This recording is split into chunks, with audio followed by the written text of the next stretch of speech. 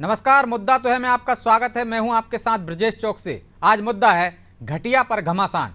जी हां, PCC chief Jitu Patwari ने जगदीश देवड़ा को घटिया वित्त मंत्री बताया है। उन्होंने बजट को लेकर वित्त मंत्री पर हमला किया।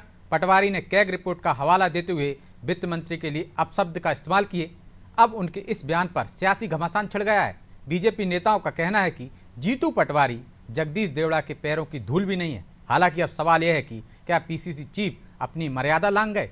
क्या ये विपक्ष की खींच है? सवाल तो यह भी है, जीतू का बयान अब कांग्रेस के लिए आगे कितनी मुश्किलें बढ़ाएगा और बीजेपी इसे कैसे भुनाएगी? आज चर्चा में इन तमाम सवालों की तह तक पहुंचने की कोशिश करेंगे, लेकिन पहले देखिए ये रिपोर्ट।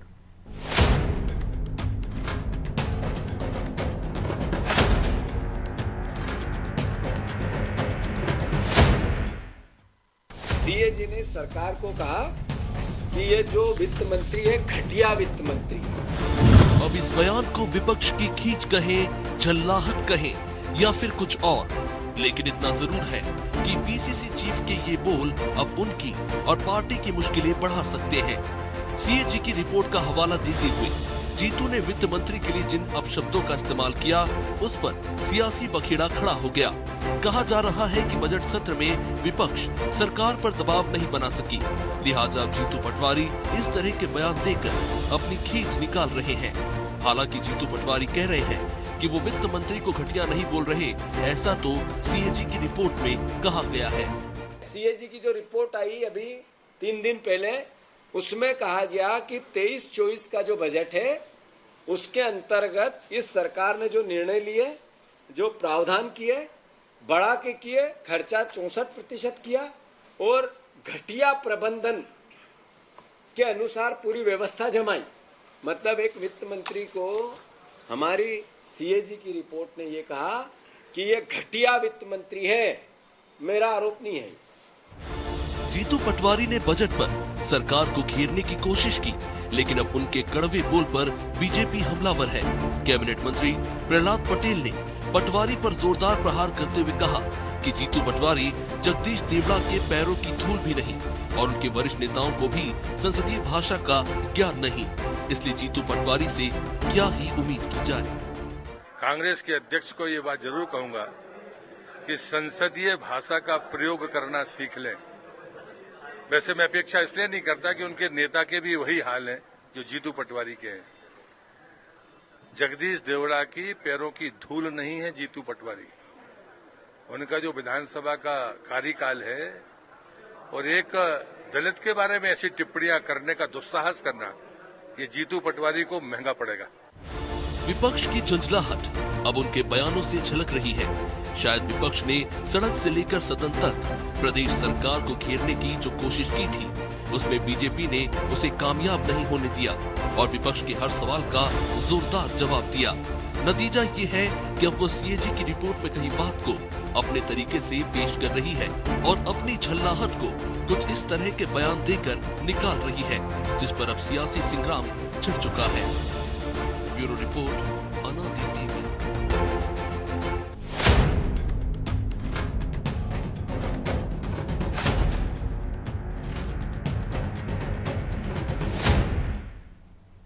तो इस मुद्दे पर चर्चा के लिए हमारे साथ जुड़ गए हैं कांग्रेस प्रवक्ता केदार सिरोही, बीजेपी प्रवक्ता शिवम शुक्ला और हमारे सहयोगी प्रभु पटेरिया। आप दोनों का बहुत बहुत स्वागत है। केदार जी, शुरुआत आपसे ही करेंगे। क्या किसी मंत्री को घटिया वित्त मंत्री कहना ठीक है? प्रहलाद पटेल कह रहे हैं संसदीय भाषा सीख लें। वैसे उम्मीद नहीं है क्योंकि उनके नेता भी ऐसी भाषा बोलते हैं, और एक दलित मंत्री के बारे में ये टिप्पणी करना कांग्रेस को महंगा पड़ेगा। देखिए, 2-3 चीजें मैं इसमें कह दूं। भाषा की मर्यादा तो हर जगह होनी चाहिए। वो तो कोई सा भी दल का व्यक्ति हो, कहीं का भी व्यक्ति हो, उसमें रखनी तो मतलब आप सहमत हो कि घटिया शब्द का इस्तेमाल नहीं होना चाहिए था? सर, मैं बात पूरी कर लूं। सर, आप है ना गांव के, आपने कहा कि अच्छी बात है, तो मैंने सोचा कि अच्छी बात है, कम से कम अपने अध्यक्ष को बता रहे हैं आप कि अच्छी भाषा बोलना चाहिए। पार्टी में कम से कम ऐसी भाषा बोलने पर प्रतिबंध लगे। आप जैसा प्रवक्ता ही बोल सकता है, खरी खरी और कोई में हिम्मत नहीं है। नहीं सर, ऐसा नहीं है। आप मुझे क्या बस से हटवाएंगे क्या आजकल में? मतलब डर के मारे सच नहीं बोलते आप? नहीं, सच जो है वही बोलूंगा ना सर। अब आप सुनना कुछ अलग चाह रहे हैं, देखो वो मैं सुना नहीं पाऊंगा आपको। अब ये बताओ, ये मंत्री दलित कब से होने लगे? जब से आपके नेता कहने लगे कि अधिकारी किस किस जाति के कितने हैं पीएम सचिवालय में, तब से दलित मंत्री भी हो सकते हैं, उसमें क्या बड़ी बात है? और क्या बुरी बात? मतलब वहां आप विरोध करोगे, उस चीज का विरोध करोगे, यहाँ पक्ष करोगे। वहां जी एक सिक्का उछाल लो ब्रजेश सर, आप कम से कम क्यों उछाले?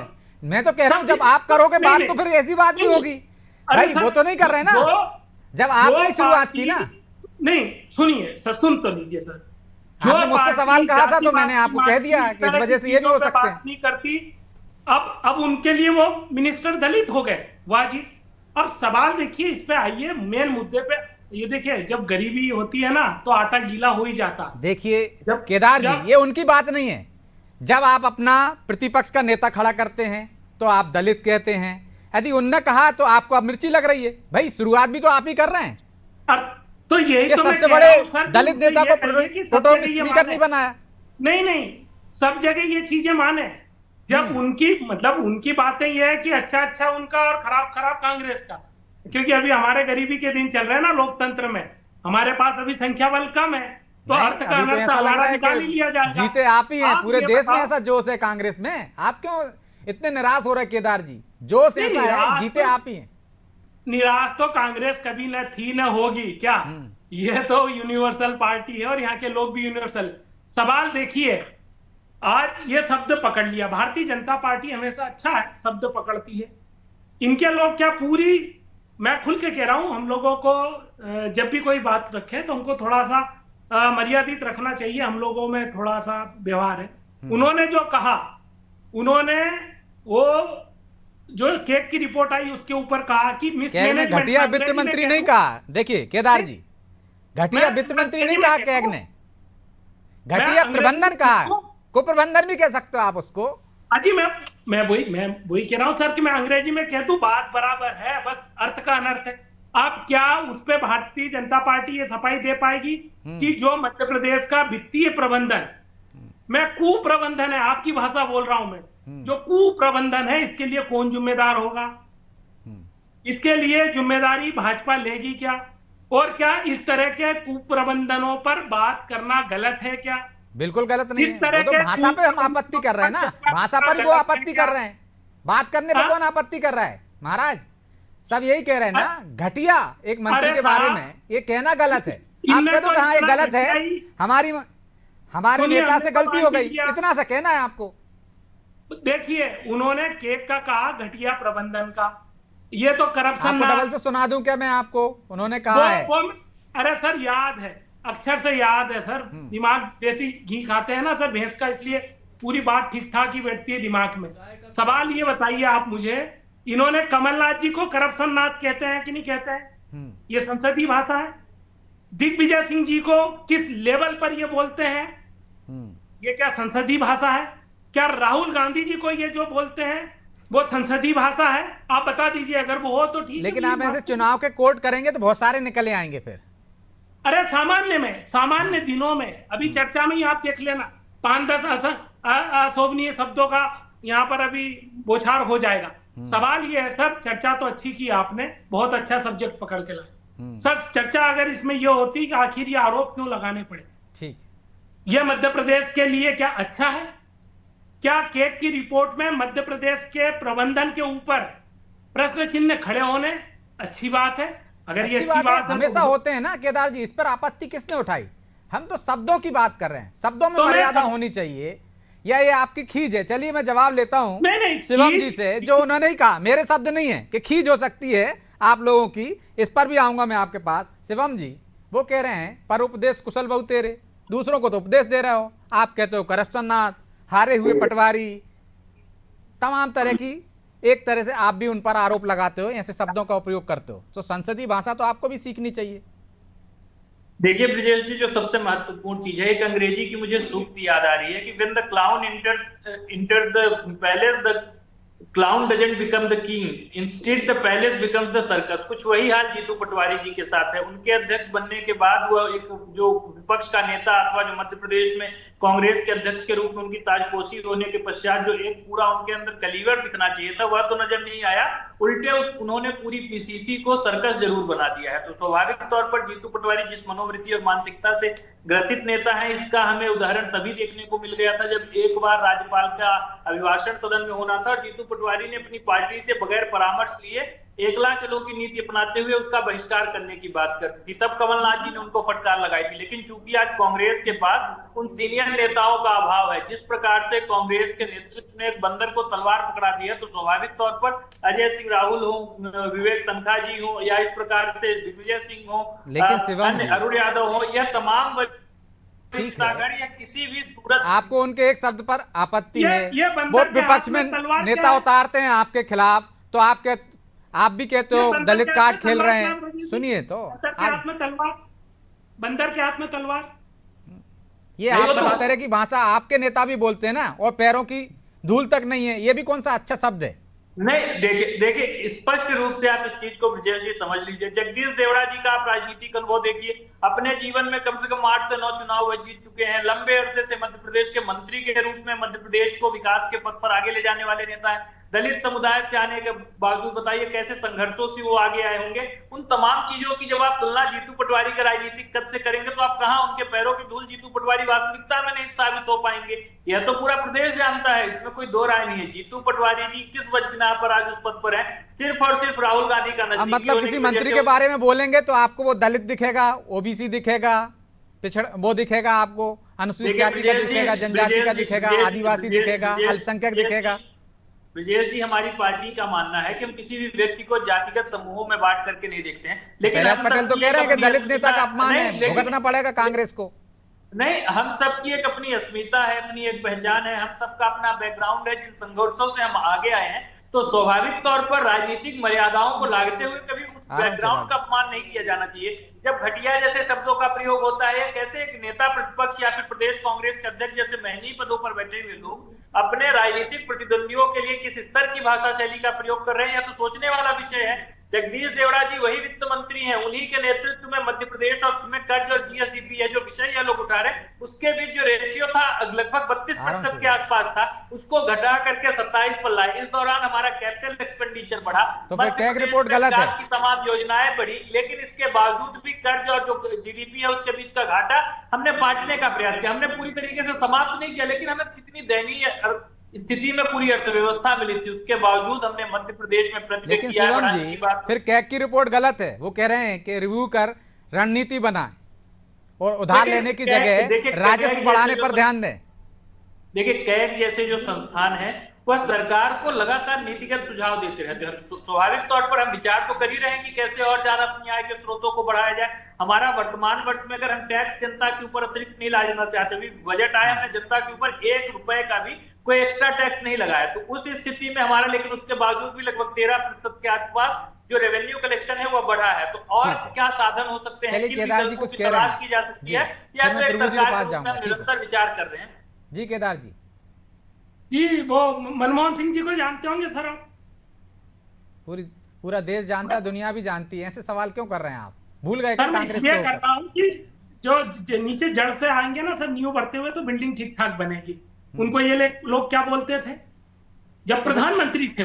वो तो आपके नेता ही समतल कर रहे हैं ना मध्य प्रदेश में। जब मनमोहन सिंह जी की आप बात करते हो, इतना अरे चुप रहिए भैया जी, फिर मैं बोल दूंगा, मैडम सोनिया, मैं बोल दूंगा तो चौकड़ी को अभी नई बात दिखा दिया, खड़ा हो इसके जाएगा। साथ ही साथ जब मनमोहन सिंह जी की बात करते हो तो नरसिम्हा राव जी के अभद्र भाषा का उपयोग क्यों नहीं रखने दिया गया? मनमोहन सिंह जी को बनाने वाले नरसिम्हा ज्यादा अभद्र भाषा का उपयोग कोई जनता नहीं कर सकती। भारतीय जनता पार्टी में अभद्रता, अपमान ही सिखाया जाता है, इससे बड़ा कोई हमारी है। अरे भैया, आप अपने स्वयं के नेताओं का सम्मान नहीं कर पा रहे। आप लोग अनुशासन की बात करते हो, अनुशासन पूरी जगह कर दिया था। इतने केदार जी, चलिए लौट रहा हूँ मैं आप दोनों के पास। ठीक है केदार जी, नहीं है शिवम जी, लौट रहा हूँ, ठीक आ रहा हूँ, दूसरे दौर में आ रहा हूँ आपके पास। ठीक है शिवम जी, केदार जी, प्रभु जी, लेकिन हम भाषा शैली पर हमेशा बात करते रहे हैं, संसदीय भाषा शैली की भी बात होती है, बाकायदा किताबें भी छपती हैं कि कौन से संसदीय हैं, कौन से असंसदीय हैं। लेकिन नेता हैं कि मानते ही नहीं है। संसद के अंदर या विधानसभा के अंदर कुछ बोलते हैं, बाहर कुछ बोलते हैं, या जो विलोपित कर दिए जाते हैं वो भी बाहर बोल दिए जाते हैं। तो ऐसे में सुधार की उम्मीद किससे की जा सकती है और इस तरह के बयानों के क्या मायने हैं? भारत का संविधान अभिव्यक्ति की आज़ादी सबको देता है, तो अब संसद के अंदर की एक सीमा है, आप वहाँ पर उनने अपनी शब्दावली बना ली, उसके बाहर तो आप कुछ भी बोलने के लिए स्वतंत्र हैं। बस ये है कि आप वैसा ना बोलें जिस मामले आपके खिलाफ कोई जो है कानूनी कार्रवाई हो जाए, बस इतना बचने का उपाय है। बाकी तो आपके लिए स्वतंत्रता है, आप किन्हीं भी शब्दों का प्रयोग करें। तो यदि हाउस में कोई आरोप लगाया है, सत्ता पक्ष के दबाव में आसंदी ने उसको विलोपित कर दिया है, तो क्या वो जो आरोप लगाने वाला व्यक्ति है वो हाउस के बाहर उस बात को क्या ना उठाए? ऐसी बंदिश तो मुझे नहीं लगता है। ऐसी बंदिश होगी तो तानाशाही कहलाएगा। नई पीढ़ी को आप क्या संदेश दे रहे हैं? नहीं ब्रजेश जी, उन शब्दों का प्रयोग उस बात को विलोपित कर दिया जाएगा। वो ये कहे कि मैंने ये हाउस के अंदर कहा है, वही चीज़ है जो बाहर आके ऑन कैमरा कह रहा है। अब तो कैमरे आ गए हैं तो और ज़्यादा आसानी से उसकी बात स्पष्ट चली जाती है। बिल्कुल। तो यदि वो बाहर आके कह रहा है तो आप उसको नहीं रोक सकते हैं, क्योंकि आरोप लगाना वो जनता से जुड़े हुए विषय पर ही कोई बात करने जा रहा है, उस पर वहाँ प्रतिबंध लगाना किसी भी तरीके से ठीक नहीं। यदि प्रतिबंध लगाया जाता है तो निश्चित तौर पर फिर कांग्रेस का वो आरोप सही साबित होगा कि तानाशाही राज की ओर जा रहे हैं हम। तो ऐसी तो कोई ऐसी जरूरत नहीं है यहाँ पर ब्रजेश जी, मैं ये मानता हूँ। तो फिर इस शब्दों पे बात भी नहीं होनी चाहिए कि एक दलित नेता का अपमान कर दिया आपने घटिया कहकर। देखिए ब्रजेश जी, जिस देश में जब तक राजनीति रहेगी तब तक ऐसे शब्दों का प्रयोग होता रहेगा। इस देश के राष्ट्रपति को यदि उसकी जाति से रेखांकित किया जाएगा तो निश्चित तौर पर कोई और नेता खड़े होकर अधिकारियों की भी जाति गिनाएगा। जब भारत में जब संविधान आज़ाद होने के बाद जब जातिगत आधार पर आपने आरक्षण दे दिया, वो शब्द जो महात्मा गांधी ने एक बड़े वर्ग के लिए दिया था, जो भगवान से जुड़ा हुआ शब्द था, जिसको आपने असंवैधानिक करार दे दिया इस देश ने, तो अब इस देश में जातिगत राजनीति से परे हटने की तो बात हो ही नहीं सकती है। अब जाति ही गिनाएंगे तभी होगा। बीजेपी को ब्राह्मण बनियों की पार्टी कहा जाता था, उनको लगा कि इसके कारण हम सरकार में नहीं बना पा रहे हैं, जीत नहीं पा रहे हैं, तो उनने वो दूसरा चोला ओढ़ने की कोशिश की। कांग्रेस को लगा कि वो जो है उनको भी नीचे तक अलग अलग वर्गों तक जाना चाहिए, क्योंकि यूपी बिहार जैसे जगह या दक्षिण भारत में जातिवादी या क्षेत्रीय राजनीति थी, तो उनने भी वहाँ जुड़ाव किया। मायावती की जो पार्टी है बहुजन समाज पार्टी का उत्कर्ष ही जातिवाद के आधार पर है। तो जातिवाद हमारे यहाँ जो है सरकार में सत्ता पाने की सीढ़ी है, तो तमाम राजनीतिक दल हैं, तमाम नेता इस बात को करेंगे। बस ये है जो आपने जिस विषय पर बहस कर रहे हैं हम, वो है कि जीतू पटवारी ने जिस शब्द का प्रयोग किया, ऐसे शब्द प्रयोग करने से बचना चाहिए, क्योंकि आप जनता की अदालत में हैं। आप जो भी कहते हैं, आपका जो भी आचरण है, वो जनता आपकी देख रही है। तो आपको ऐसे संस्कारिक ना डालें कि आने वाली पीढ़ी उस तरीके से जाए। अब यहाँ पर बहस में शुभम जी से एक छोटा सा सवाल है मेरा। शुभम जी, आपको याद है मध्य प्रदेश की किस सरकार ने पिछले 20 साल में टैक्स लगाया या पिछले 10 साल में टैक्स बढ़ाया? जो आपकी सरकार बार बार दावा कर रही कि हमने टैक्स नहीं लगाया इस बजट में कोई नया, तो आप पिछले 10 साल में आपकी सरकार ने या बीच में 15 महीने की कमलनाथ सरकार ने कौन सा टैक्स बढ़ाया, ये बता दीजिए। देखिए, सबसे महत्वपूर्ण चीज ये है कि ना जीएसटी टैक्स, एक सीधा सा सवाल दीजिए, सीधा सा जवाब दीजिए। टैक्स कौन सा टैक्स बढ़ाया आपने? आपको वेट बढ़ाने का अधिकार है, वो आप बढ़ा नहीं सकते, क्योंकि पेट्रोल पे आप जैसे 1 रुपए बढ़ाएंगे बवाल कट जाएगा। डीजल पर ही बढ़ा दिया। जीएसटी लागू होने के बाद कोई भी राज्य सरकार टैक्स नहीं बढ़ा सकती आम जरूरत की चीजों पर। बढ़ा रहा हूँ कि लेकिन उसके बावजूद भी हमने अन्य विकल्पों का प्रयोग नहीं किया। जीएसटी लागू होने के बाद हम लगातार इस दिशा में विचारशील रहे और पूरी तरीके से हमने इंश्योर किया है कि मध्य प्रदेश के नागरिकों के ऊपर कम से कम टैक्स के माध्यम से कोई अतिरिक्त भार न डाला जाए। और अरे भाई, आप लगा ही नहीं सकते ना, आपको अधिकार ही नहीं सरकार को, वही तो कह रहे हैं हम। आप कहाँ भार डालने के बाद आपको भार जीएसटी में, पेट्रोल डीजल को जीएसटी में ले आइए। आज से 10 साल पहले यदि सरकार टैक्स नहीं बढ़ा रही है तो हम आबकारी की बात कर लें, आज से 10 साल पहले क्या रेट था और आज क्या रेट है, और हर साल क्या रेट होता है अभी नए टेंडर के बाद। तो हर साल रेट बढ़ रहे हैं ना, महंगाई यहाँ बढ़ रही है, सरकार की राय है वहाँ, राजस्व आय वहाँ बढ़ रही है, सरकार की आय बढ़ाने के उपाय वहाँ हो रहे हैं। देखिए, सेस और अन्य प्रकार के जो टैक्स थे उनको बढ़ाने की हमारे पास हमेशा गुंजाइश रहती है, लेकिन इसके बावजूद भी हमने इन चीजों को इस पूरे बजट में कांस्टेंट रखा है। और आप बढ़ा देंगे तो उनकी सरकार बन जाएगी सिरोही जी की, जैसे पिछली बार बन गई थी। बहुत प्रयास किया कि उनकी सरकार बन जाए, लेकिन घूम कर फिर कर भी 99 के पेड़ से वो लोग बाहर। लेकिन आप तो और कम करने की बात करते थे ना मोदी जी कि 100 से कम है पेट्रोल डीजल आपके भाजपा शासित राज्यों में, लेकिन मध्य प्रदेश में तो नहीं है। यहाँ तो बढ़ाई है ना एक तरफ से, अब गुंजाइश ही नहीं बची, और कितना बढ़ाएंगे? देखिए, मध्य प्रदेश में फिर आप ये नहीं कह पाएंगे ना कर्नाटक में बढ़ा दिया उन्होंने। कर्नाटक में उन्होंने चीजें बढ़ा करके भी क्या किया हम देख रहे हैं। कर्नाटक में उनकी सरकार टीपू सुल्तान के एजेंडे को लेकर के चल रही है। सिलेबस में औरंगजेब को पढ़ाया जाता है, शिवाजी को हटाया जाता है। तो कर्नाटक की सरकार से तो हम तुलना नहीं कर सकते। वहां गौवध को इंकरेज किया जाता है, हमारे यहाँ पर ये चीजें स्वीकार्य नहीं है। हमारी सरकार तो गरीब कल्याण के प्रतिमान स्थापित कर रही है, चाहे वह किसानों को। लेकिन कैग रिपोर्ट तो कह रही है कि आपको कर्जा ज्यादा लेना है। तो सिवनी में क्या हुआ था? अभी जो गौवध नहीं हुआ सिवनी में, क्या हुआ था? वो उसके ऊपर कितनी कठोर कार्रवाई की गई, उनके घर बुलडोज किए गए, पूरा उसके खिलाफ अभियान चलाया गया। वो तो बात की बात है, वो हुआ क्यों? यदि आप उसको कह रहे हैं कि मध्य प्रदेश में नहीं होता तो हुआ क्यों? के तत्व इस मानसिकता की जिनको कांग्रेस पोषित करती है, जिनको संरक्षण देती है, समाज में मौजूद है, उनके हौसलों को पस्त करने का काम। तो शिवम जी, मध्य प्रदेश में कांग्रेस को ही बैन करवा दो ना, यदि कांग्रेस पोषित कर रही है ऐसी घटनाओं को। तो देखिए, कांग्रेस के अपने सिंडिकेट है, वो मानसिकता है और एक पूरी। लेकिन इस तरह के अरे सरकार, आप बहुमत की सरकार है आपकी, तो बैन करा दो कांग्रेस को। 20 साल होने को आप आ रहे हैं, आपको 19 साल हो गए, अब आप कह रहे हो कि साहब उनको पोषित हैं, तो ये तो आपकी नाकामी है ना महाराज। मैं आपको बता रहा हूँ, देखिए ब्रजेश जी, जो बॉर्डर से लगे हुए एरिया है, जहाँ से लगातार इस प्रकार की। कौन से बॉर्डर की बात कर रहे हैं आप बताइए? यूपी से आप लगे हुए हो, महाराष्ट्र से आप लगे हुए हो, राजस्थान से आप लगे हुए हो, बताइए कहाँ कांग्रेस की सरकार है? देखिए, अभी महाराष्ट्र में सरकारें तो लगातार बदलती रही और इस प्रकार के छत्तीसगढ़ में भी अब आपकी सरकार है। देखिए, इस प्रकार के तत्व एक मानसिकता के तहत एक विचारधारा। ऐसा तो आरोप लगाओ कि जनता के गले उतरे, दर्शकों के गले उतरे महाराज। ब्रजेश जी, अगर कोई आतंकवादी मानसिकता का व्यक्ति है, वो कहीं पर कौन सी भी पार्टी की सरकार हो, अपने कृत्य को अंजाम देगा। सरकार उस पर नियंत्रण स्थापित कर सकती है। उसको तो कौन है आतंकवादी मानसिकता का? कार्रवाई कीजिए, जेल में डालिए। मानसिकता और प्रवृत्ति के लोग हैं भाई। जब तक अपराध नहीं करेगा मानसिकता कैसे पता चल जाती है आप लोगों को? इसकी मानसिकता आपराधिक है, आतंकवादी की है? केदार सुरेश की क्या लगती है आपको? हमें मालूम चला और उसके पश्चात हमने कार्रवाई की। और तो कांग्रेस की मानसिकता क्या आतंकवादी वाली है क्या? किस पर आरोप लगा रहे हैं? कांग्रेस की मानसिकता? कांग्रेस में थे ब्रजेश जी, खुद ही कांग्रेस में थे। ये थोड़े आतंकवादी थोड़े दिन लेकर चले आए। आप काम लगा रहे थे, हिंदू आतंकवादी बताने का षड्यंत्र रच रहे थे। तो कौन आतंकवादी है पूरा देश जानता है। किन लोगों ने इस देश में नरसंहार करवाए, 84 के दंगे किसने करवाए, यह तो पूरा देश जानता है। कहाँ पहुंच गए शिवम जी आप? चरित्र आपका, आतंकवादी इतिहास, रक्त रंजित जो कांग्रेस का इतिहास है, मुद्दे पे आ जाइए। अंतर में आपके सामने आकर के खड़ा होता रहेगा और आपको जवाब देना पड़ेगा। हम तो उसके खिलाफ संघर्ष करने वाले लोग हैं, आपके पापों के खिलाफ। हमने पूरी तरीके से फिर आपके पूर्व सांसद पे आ जाएंगे वो, हम डिबेट में मुद्दे से भटक जाएंगे शिवम जी। और आप बोलेंगे कि आप पापी नहीं, आप गौवंश के संरक्षण के ऊपर हमसे चर्चा करेंगे। कर्नाटक में आपके राष्ट्रीय अध्यक्ष जो है खड़गे जी, उनके सुपुत्र बोलते हैं कि अगर कोई अरे शिवम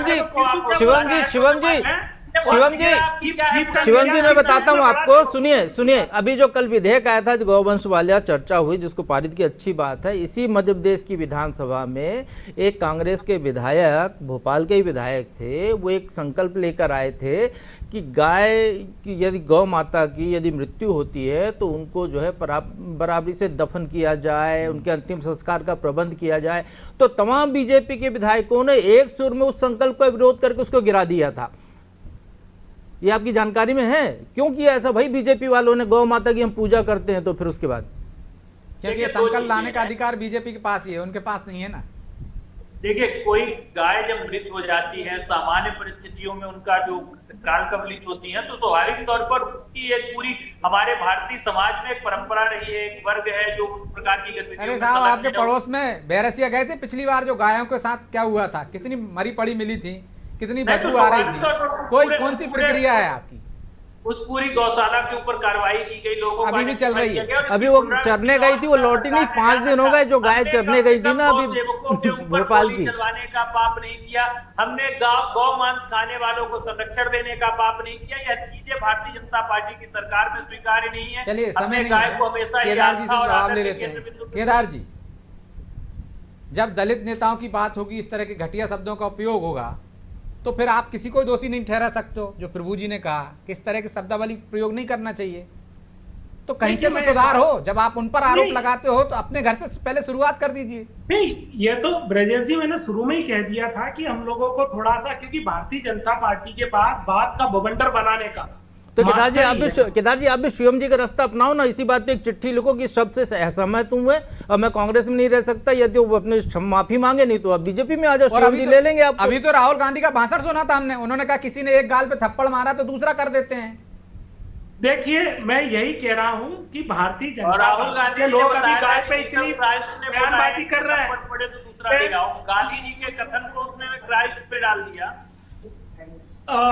मैं थप्पड़ से तो इत्तेफाक नहीं रखता हूं, अगर मुझे कोई एक दे देगा तो मैं खटाक से 2 दे दूंगा।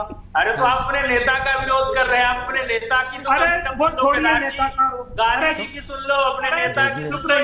मतलब छोड़ दें, आपका नेता कुछ बोल रहा है तो उसको छोड़ दिया जाए। माता है हरिद्वार को अरे ब्रजेश जी करिए इनको जरा। अरे आप ही ने कहा, नेता ने जो बोला उसको छोड़िए। किताब लेकर आए थे और जिसको संसद में रख रहे थे, तो उनकी तो कम से कम मान लो ननिहाल। चलिए माफी चाहता हूं मैं, क्योंकि समय की बाध्यता है, इसलिए चर्चा को यहीं विराम देंगे। आप दोनों का बहुत बहुत धन्यवाद।